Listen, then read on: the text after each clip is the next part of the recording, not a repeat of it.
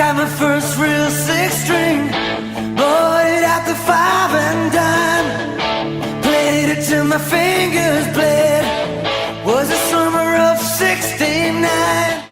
Here we are for another installment of As the Track Turns with Kenny the Hustler Harris. Hang on. Well, I can see you back Well, there. the track was rough Friday night. Yeah, I was. I don't know if Mother Nature or if Bobby got a little wild with the water truck, but he come back out and fixed it later and it got pretty racy. I noticed Luke Hanning took a heck of a spill because it was rough. It's hard on equipment when they're rough. I was watching the video. I don't think anybody even was close to Luke when he started. It looks like he just hit a rut with the right rear and The way it went. He hit it down in 1 and 2 a couple times prior to that. Man, he had that car bouncing. Just a wonder he didn't go sooner. vintage cars. That was pretty cool. Yes, it was. They're always neat. I mean, we had 21 of them in the house. 2 of them didn't race, but if I had a restored Donnie Klein car, I wouldn't race it either. Kind of makes you feel old, though, when you look out there and you see both of them cars and you remember watching them both race. It's kind of that, and then getting to see the number 99, the old Pepsi Challenger car that Ronnie Sales won championship in, I'm going to say the mid-'80s, that Jeff Masson has now, He was strong. and put it back in winter circle again. So that car ain't forgot how to go around the track. We got the privilege of putting a in-car camera in Dean Adams Jr. car. Kind of afraid to put one in my car now. Both cars you put them in Friday night, they had trouble. They're jinxed, aren't they? We'll put one in Greg Price's car, There you go. or that Stolzer. We'll put in Stolzer's car. Yeah, there's a couple other cars that Hey. we could put them in. The way that, in our class, the way that number 8, Birch Fencing, Animal Center, Animal Medical Center, Shannon Birch was coming through the field like Friday night out there. I think he was a car to win, but watching the tape, I didn't realize he was going through there. I was back there at my own battle, and I didn't even see Shannon, but watching the tape, he about took the lead midway through that.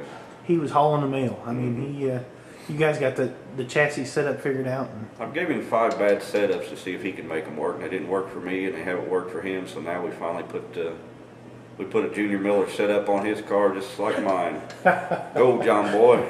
oh goodness.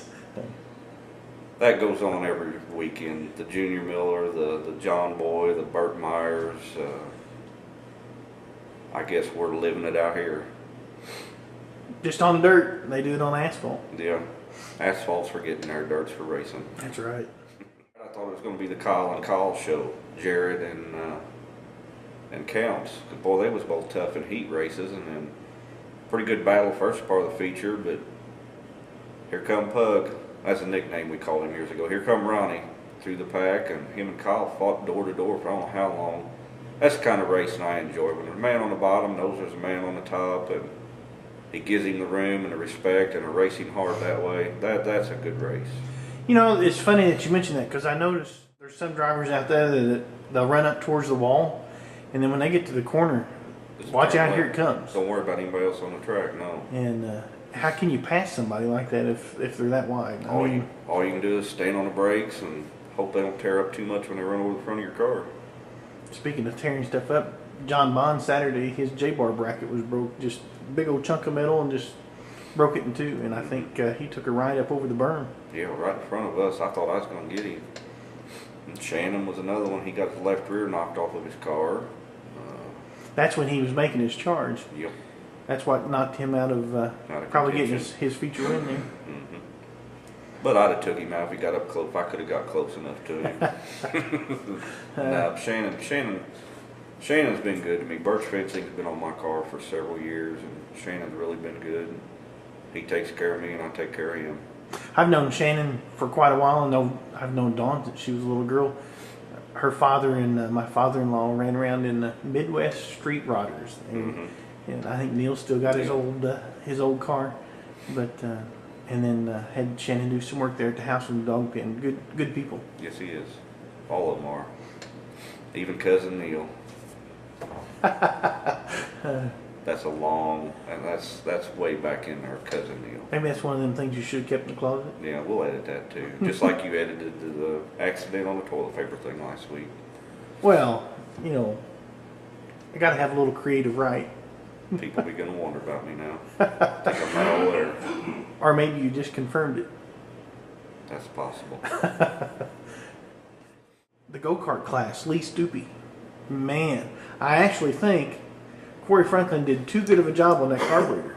I think Corey was probably pretty sad that he put that much time and effort into that carburetor. Yeah, he should have hit it with a hammer or put parts in backward. Maybe he did put parts back in backward. Maybe that's why it ran like it did. That's one of the secrets to those little go-karts is those carburetors. There's some places you can get online and just find oodles and gobs of information. People think you're cheating when you've got a car that runs like Lee and Chandler's and some of the other guys, but that's the guys that have taken that time to figure out that fuel system. Usually anytime somebody's up front winning a lot, everybody thinks they're cheating. Had somebody come up Saturday night at St. Francis County Raceway and they had a fan mail question for you. They want to know if you ever get tired of winning. Who asked that question? The cone cooler at St. Francis County Raceway. Oh, Kyle Jarrett. Fan mail coming in already. I don't know, Kyle, do you get tired of winning? I don't think anybody gets tired of winning. No. That just shows that you've tried to do your homework. Luck is there. You got a little bit of everything there.